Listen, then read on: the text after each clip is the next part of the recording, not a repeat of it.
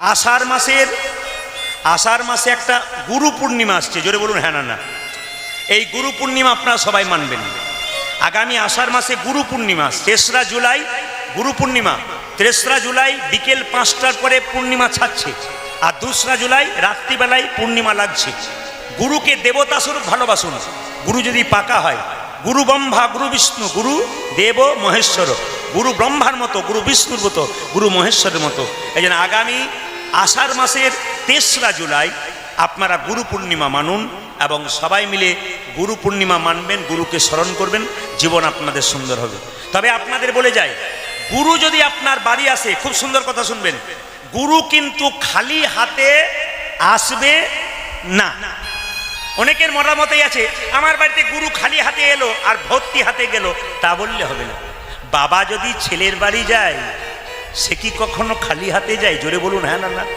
আপনার বাড়িতে 5টা বাচ্চা আছে গুরু যদি আপনার বাড়ি আসে খালি হাতে আসবে এক প্যাকেট মিষ্টি অন্তত আনবে যেমন আমি একটা ছোট্ট প্রমাণ দিই এইরকম গুরু করলে জীবন সুন্দর হবে না কিরকম গুরু যেমন একজন গুরু একটা মেয়ের কাছে এসে তাকে মন্ত্র দিয়েছে মায়েরা শুনবেন মেয়েটি বলল বাবা এসেছেন যখন তখন আপনার চরণটা একটু ধুয়ে দিই যখন চরণটা ধুয়ে দিয়েছে বলছে বাবা এবার আপনাকে এক গ্লাস জল দিই আপনি সেবা করুন তখন গুরু বলছে মন্ত্র নিয়েছিস ঠিক কথা কিন্তু তোর এখনো শুদ্ধতা আসে নাই তোর হাতে এখন জল খাবো না তোর মেয়েটি বলছে আমি তো শুনেছি যে শুদ্ধ হয়ে যায় মন্ত্র নিয়ে নেই তার হাতে তো জল খাওয়া যায় আপনি খাবেন না কেন আপনার বাড়িতে আপনি মেয়ের হাতে খান না বলে খাই কিন্তু তোর হাতে খাবো না তখন মেয়েটি বললো তাহলে এক কাজ করো বলে কি এক বোতল মিনারেলস ওয়াটার দিই হ্যাঁ হ্যাঁ গুরু বলছে কোনো অসুবিধা নাই আমায় দে এইদিকে তাকান মা যেই না মিনারেলস ওয়াটারটা দিতে গেছে তখন মেয়েটি জিজ্ঞেস করছে দাঁড়ান খাবার আগে আপনার কাছে একটা জিজ্ঞেস আছে বলে কি আপনি আমার হাতে জল খেলেন না মন্ত্র নিলাম তবুও আর যে ব্যক্তি এই বোতলটাতে জল ভরেছে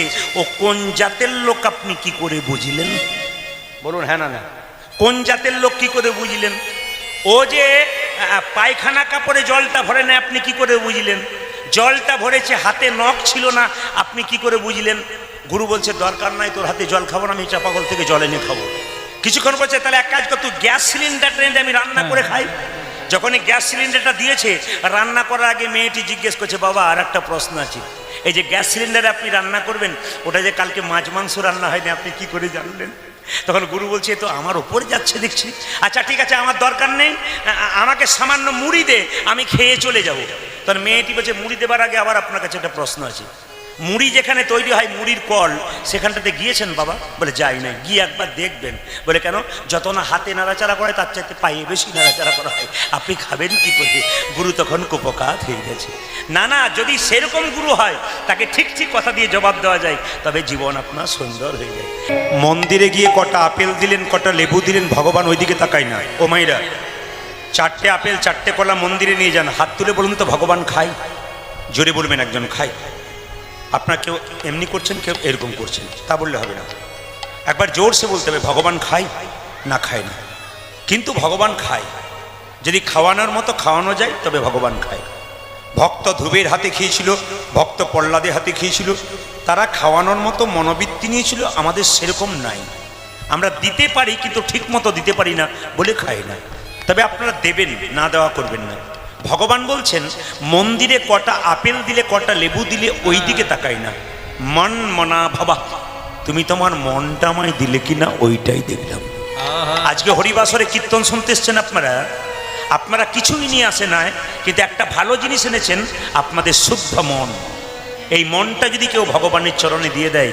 ব্যাস গোবিন্দের কাছে আপনি জিতে যাবেন এই জন্য ভগবানকে আপনার মনটাকে দিন মন মানা ভাবা যত সুন্দর মনটাকে আপনারা দেবেন গোবিন্দ তত কৃপা করবে আশ্রয় লইয়া ভজে যে তারে কৃষ্ণ নাহিতা যে বাকি সব মরে অকারণ প্রত্যেকটা জীবের একটা আশ্রয় আছে আমি যখন আসর উঠলাম তখন দেখলাম ওই মেঘের দিকে প্রচণ্ড কালো হয়ে এসেছে এই পাশটা কিন্তু আসরে যখন উঠলাম কিছুক্ষণ পর দেখলাম আবার রৌদ্র হয়ে গেছে আপনাদের আকাশ পরিষ্কার মহাপ্রভুর কৃপা আছে ভক্তগণ বসে কীর্তন শুনছেন বাধা দেবো কেন ভগবান ওখান থেকে মেঘকে সরিয়ে দেয় সত্যিই সরিয়ে দিয়েছে যেভাবে কালো হয়ে এসেছিল এবার লক্ষ্য করুন আশ্রয় লইয়া ভজে যে তারে কৃষ্ণ নাহিতা যে বাকি সব মরে করেন প্রত্যেকটা জীবের একটা আশ্রয়ের দরকার আছে এই যে কীর্তন শুনছেন যারা আশ্রয়ের মধ্যে আছেন এখন বৃষ্টি হলে তারা ভিজবেন না আশ্রয় ছাড়া যারা হয় তারা ভিজে দেখবেন গাভীকে গোয়াল ঘরে বাসা বেঁধেছেন ওটা একটা আশ্রয় গাছে পাখি বাসা বেঁধেছে, ওটা একটা আশ্রয়। আশ্রয় ছাড়া হলে মরতে হয়। এই আশ্রয়ের প্রমাণ কি? মায়েরা সবাই জানেন বাড়িতে আপনাদের কলাই ভাঙার জাঁতা আছে। তা প্রত্যেকের বাড়িতে কলাই ভাঙার জাঁতাতে দেখবেন 2 থেকে 3টে ফুটো থাকে, মাঝখানে একটা, পাশে 2। তো মাঝখানে ছিদ্রতে কি ভরা হয়? কাঠের গঞ্জ। আর পাশের ছিদ্রতে কলাইয়ের দানাগুলোকে ভরে জাঁতাটাকে বনবন বনবন করে ঘুরে দেওয়া হয়। যখন জাঁতাটাকে তুলবেন তখন দেখবেন কিছু কিছু কলাইয়ের দানা ভেঙে গেছে, কিছু কিছু কলাইয়ের দানা অর্ধেকটা ভেঙেছে, অর্ধেকটা ভেঙেনি। আর কিছু কিছু কলাইয়ের দানা দেখবেন মায়েরা গোটাকে গোটা রয়ে গেছে। যদি সত্যিকারে আপনাদের বাড়িতে কলাই ভাঙার জাঁতা ছিল বা আছে, তারা জেনে নিন কোন কলাইয়ের দানাগুলো গোটাকে গোটা রয়ে যায়। জাঁতার মাঝে যে গঞ্জ আর গঞ্জের চারিপাশে যে কলাইয়ের দানা, তারা কিন্তু গোটাকে গোটা রয়ে গেছে। এখানে তত্ত্ব কি? সংসার একটি জাঁতা, মানুষগুলো হলো সব কলাইয়ের দানা। সংসার জাঁতাটা ঘুরছে। যে সমস্ত ভক্ত কলাইয়ের দানা সংসার জাঁতার মাঝে গঞ্জ নামক গুরুকে আশ্রয় করেছে, একমাত্র নিতাই গৌর হরিবল বলে, তারাই গোটাকে গোটা। তবে বলতে মাঝে মাঝে আমাদের কষ্ট হচ্ছে, এই কারণে বলুন তো, আসলে দেখবেন দুপুর বেলাতে অনেকে শোয়ার অভ্যাস আছে। এই জন্য 2-4 জন কিন্তু শুনতে শুনতে ধ্যান করতে আরম্ভ করেছে। এই ধ্যান যারা করছে তারা বুঝতে পারছে প্রদীপ পাল খালি আমাদের দিকেই তাকাচ্ছে। না না, ফাঁকিবাজ ছেলের দিকে তো সবাই তাকাবে। সামনে যিনি আছেন তিনি যখন বলল নিতাই গৌর হরিবল, তখন দেখছেন যে তাহলে আমি বাড়িতে আছি না কোথায় আছি। না, আজকে যখন এসেছেন আপনি এখানে ঘুমান, অসুবিধে নেই, কিন্তু হরিবাসরে এলে আপনার শরীরটা কানলে ওতেও কাজ আছে। যেমন ব্যাংকে টাকা জমা দিলে যেমন তা একটা সুদ পাওয়া যায়, হরিনামের ব্যাংকে দেহটাকে জমা দিলে তা একটা সুদ পাওয়া যায়। হরিনাম শুনলে কিন্তু 3টে লাভ হয়, জেনে নিন মায়েরা। 3টে লাভ কি কি? আদি ভৌতিক, আদি দৈবিক, আদি আধ্যাত্মিক। 3টে জ্বালা আমাদের দূর হয়। আদি ভৌতিক মানে কি? যেমন কুকুরে কামড়ালে একটা রোগ হয়, মায়েরা বলবেন প্লেগ। কুকুরে কামড়ালে প্লেগ হয়? হ্যাঁ।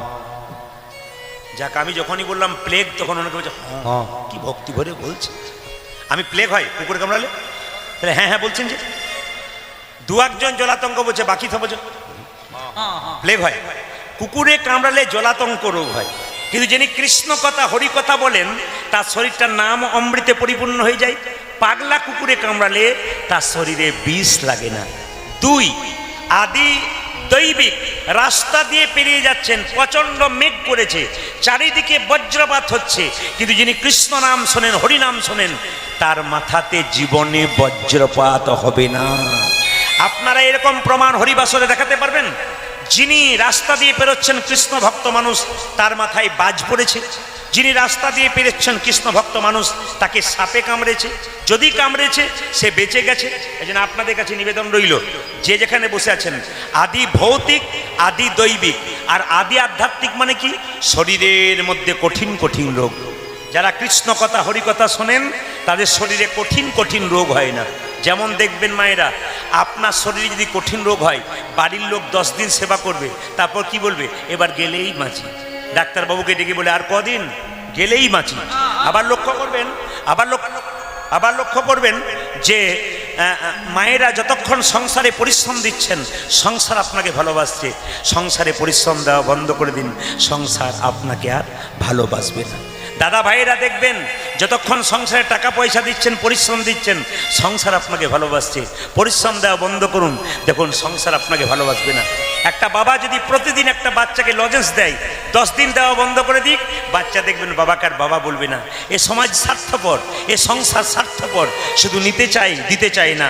এই জন্য আপনাদের কাছে নিজের নিবেদন রইল, সংসারের সমস্ত কর্তব্য কর্ম করবেন, কিন্তু আসল কর্তব্য ভুলবেন না, সেটা যে ভগবান কৃষ্ণের নাম। এই জন্য রামকৃষ্ণ দেব বলেছেন, যারা গুরু মন্ত্র নিয়েছেন মন দিয়ে শুনুন। গুরু মন্ত্র নিয়েছেন, গু মানে কি? অন্ধকার। রু মানে কি? আলো। যিনি অন্ধকার থেকে আলোর পথে নিয়ে যান তিনি হচ্ছেন গুরু। এইদিকে যিনি অন্ধকার থেকে আলোর পথে নিয়ে যাচ্ছেন তিনি গুরু। কিন্তু মায়েরা, আমি জানি হাত তুলতে বললে আপনারা বলবেন আমরা সবাই গুরু মন্ত্র নিয়েছি, কিন্তু গুরু মন্ত্র নিলেই হবে না। দীক্ষা মানে কি? দিয়ে খা। আপনারা যারা দীক্ষা নিয়েছেন একজন হাত তুলে বলুন তো, এমন কেউ আছেন যে দীক্ষা যারা নিয়েছেন ভগবানকে দিয়ে তারপর খান? এমন কজন আছেন এখানে? হাত তুলতে পারবেন? হ্যাঁ, ভগবানকে দিয়ে তারপর খান। বলে আমি তো কীর্তন শুনতে শুনতে খাচ্ছি, ভগবানকে কি দেবো? বাদাম পোড়া হ্যান ত্যান সব তো আমি তো কীর্তন, আমি তো নিজে খাচ্ছি, আবার ভগবানকে কি দিই? এদিকে তাকাবেন, ভগবানকে দিয়ে যারা খায় এর নাম দীক্ষা। এদিকে ভগবানকে দিয়ে যারা খায় এর নাম দীক্ষা। এই যে স্নান করার পর আপনি ভগবানকে দিন, তারপর আপনি কি খাবেন সেটা আলাদা ব্যাপার, কিন্তু ভগবানকে দিয়ে আপনি খান। কেন না, পৃথিবীর যা কিছু আপনি ভোগ করছেন সব কিন্তু ভগবান কৃষ্ণে। একটু মাথায় রাখবেন আপনারা, একটা বাচ্চা ছেলে জন্ম নিয়েছে, কি খাবে এ কথা কেউ ভেবেছেন? জন্মের পরে তাকে হরলিক্স, ল্যাক্টোজেন, নেস্ট্রোজেন খাওয়ান। মায়ের স্তনদুগ্ধের মধ্যে ভগবান এমন মধুভাণ্ড দিয়েছে পৃথিবীর আর কোথাও নাই। মায়ের দুধটা খুব গরম নয় যাতে বাচ্চার জিভ পুড়ে যাবে, মায়ের দুধটা খুব ঠান্ডা নয় যাতে বাচ্চা সর্দি লেগে যাবে, মায়ের দুধটা খুব টক নয় যাতে বাচ্চার অম্ল হয়ে যাবে, মায়ের দুধটা খুব মিষ্টি নয় যাতে বাচ্চার সুগার হয়ে যাবে, মায়ের দুধটা টক নয় অম্ল হয়ে যাবে। গাছের মধ্যে দিলেন ফল, নদীর মধ্যে দিলেন জল, তিনি আমাদের জন্য এত দিলেন, আমরা তার জন্যে কি দিলাম? এই বিবেচনা, বিবেক যার আছে তিনি মানুষ, আর এই বিবেক বিবেচনা যার নেই তিনি মানুষ হয়েছেন মাত্র, কিন্তু মনুষ্যত্বের চিহ্ন তার মধ্যে নাই। এই জন্য ভগবান আমাদের এত দিল, আমরা তার জন্য কি দিলাম? এই জন্য আপনাদের বিশেষ সময় নেব না, গৌরচন্দিকা শেষ করবার আগে সবার কাছে একটা সুন্দর নিবেদন রইল।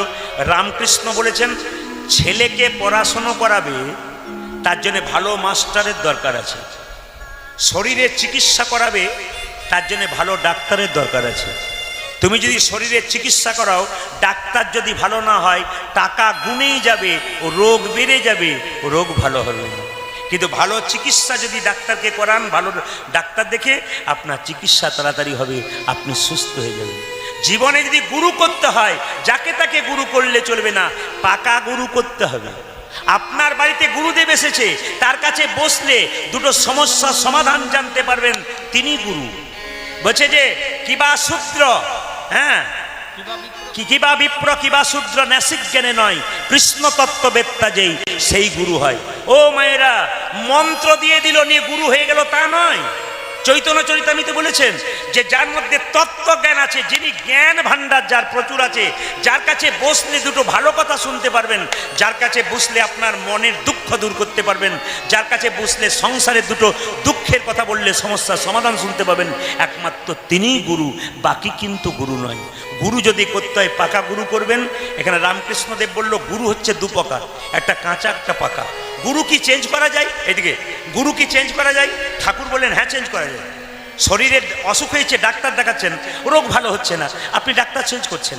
ঠিক সেরকম যদি আপনি গুরু করেছেন, আপনার মনে শুদ্ধতা আসছে না, খালি চাইছে আপনার কাছে, খালি চাইছে, আপনার ভালো ভাবছে না, খালি চাইছে, আপনি চেঞ্জ করতে পারেন, অন্য গুরু করতে পারেন।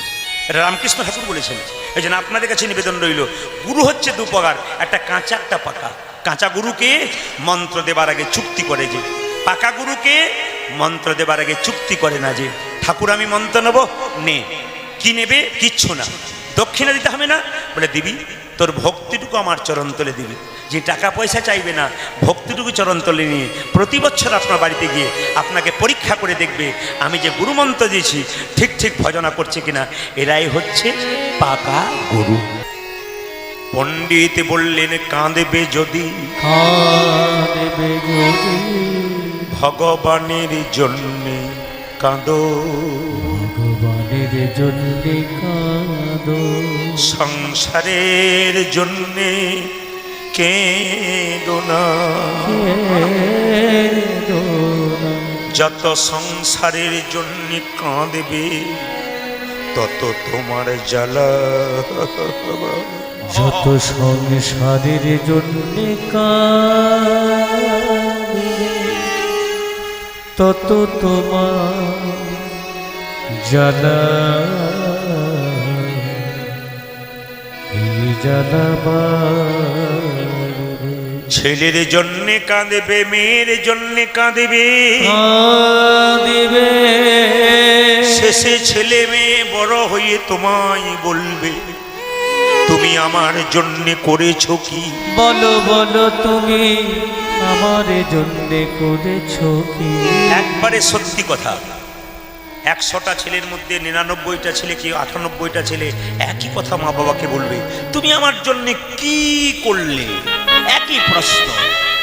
মায়েরা তখন মনে মনে ভাববে, চোখের জল ফেলে, যার জন্যে করি চুরি সে কি না বলেছ, সে কি না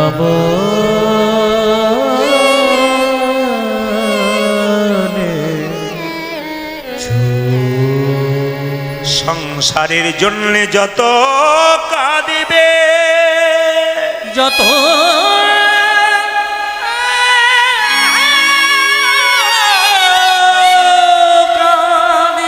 তত তোমার জ্বালা বাড়িবে।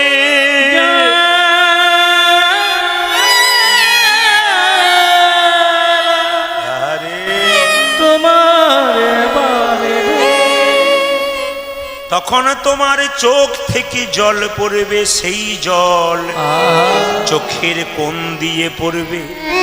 সে জল স্পর্শ করলে গরম হবে, মুখের মধ্যে প্রবেশ করলে নোনা নোনা ভাব লাগবে।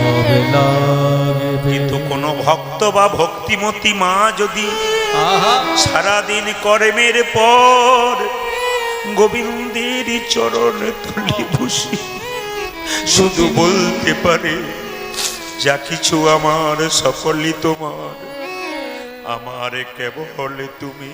হে গভীর যা কিছু তোমার, আমার সকলই তোমার, আমার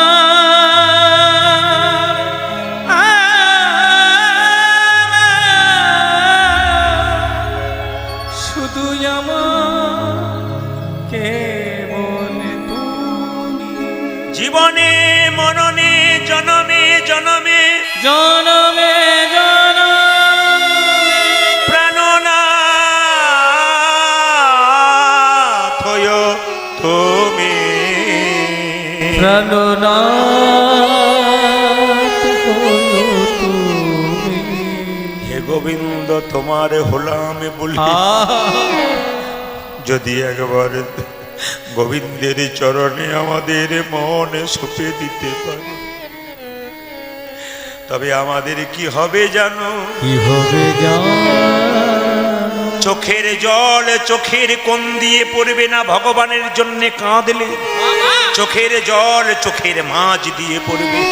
সে জল স্পর্শ করলে গরম লাগবে, সে জল মুখের মধ্যে প্রবেশ করলে মিষ্টি মিষ্টি ভাব লাগবে। সংসারের জন্য কেঁদো না, ভগবানের জন্য কাঁদো। তোমরা কাঁদো হরি হরি বল। কৃষ্ণ রাধাই গৌর হরি হরি বল। মুখে কৃষ্ণ মনে তোমরা কাঁদো কৃষ্ণ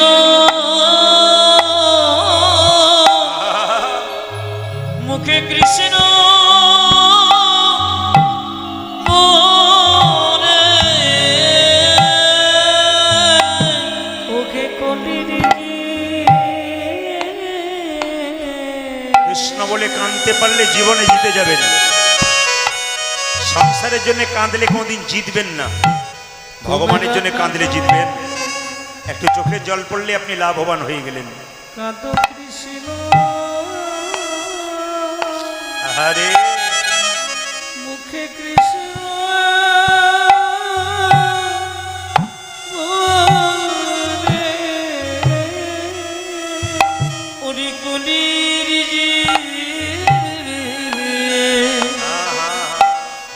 তোমরা কাঁদো কাঁদো কৃষ্ণ মুখে কৃষ্ণ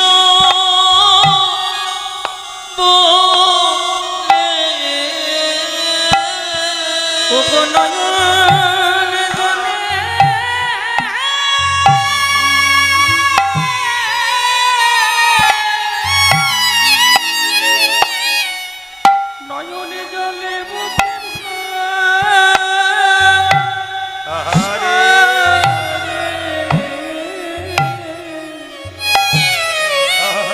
বারে বারে নয় শুধু একবার তোমরা কাঁদো কৃষ্ণ মুখে কৃষ্ণ বলে আজ নয়ন জলে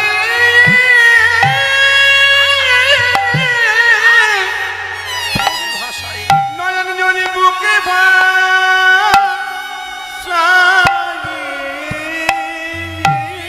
নিতাই গৌর হরি হরি গো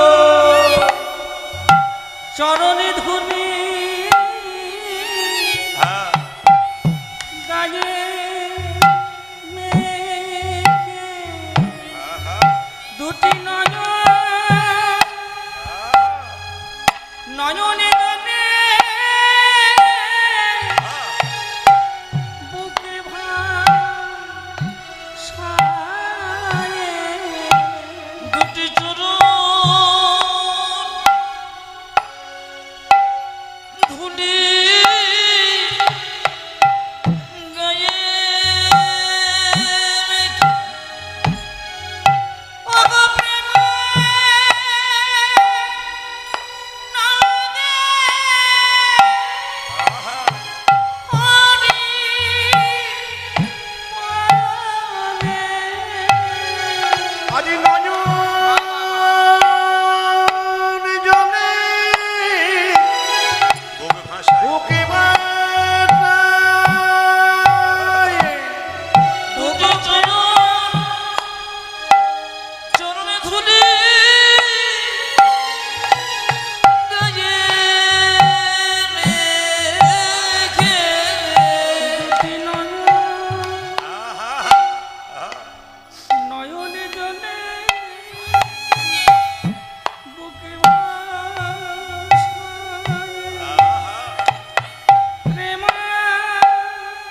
প্রেমানন্দে মাগো মায়ের একবার উলুক ধরে দিন চোখের জলে ভেসে মহাপ্রভুকে সম্মান দিন হরি বল। বুকে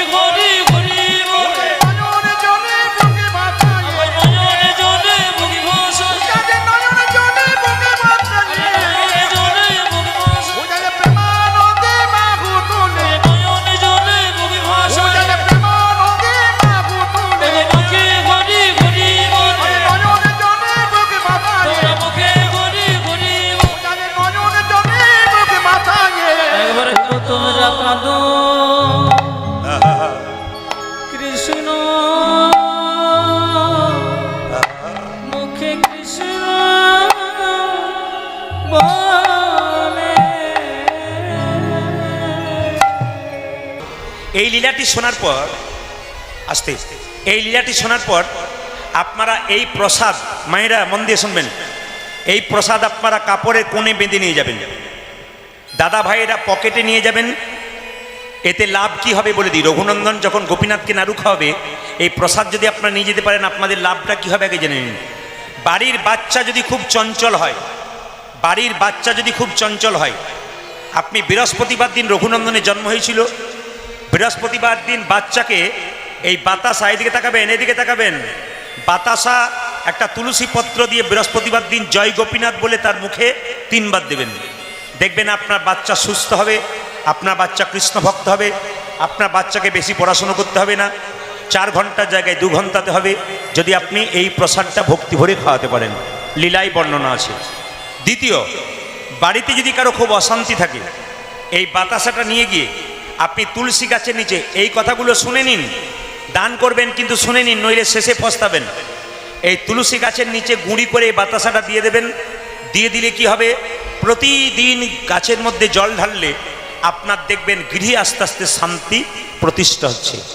3, বাড়িতে কোনো অসুস্থ ব্যক্তি যদি খুব কষ্ট পাচ্ছে, আপনি এই প্রসাদটা নিয়ে গিয়ে বাচ্চাকে বা বাড়ির অসুস্থ ব্যক্তিকে জয় গোপীনাথ বলে তুলসী পত্র দিয়ে যদি আপনারা দিতে পারেন, তাহলে কিন্তু আপনার বাড়িতে অসুস্থ ব্যক্তি অনেক সুস্থ হয়ে যাবে। একটু মন দিয়ে শুনে নিন, এই প্রসাদ আপনার শেষে পাবেন। আর কমিটির ভাইদেরকে বলে দিলাম, যদি 2-4 কেজি বাতাসা আপনাদের জোগাড় করা সম্ভব হয়, তাহলে এখানে আপনারা এনে রাখুন।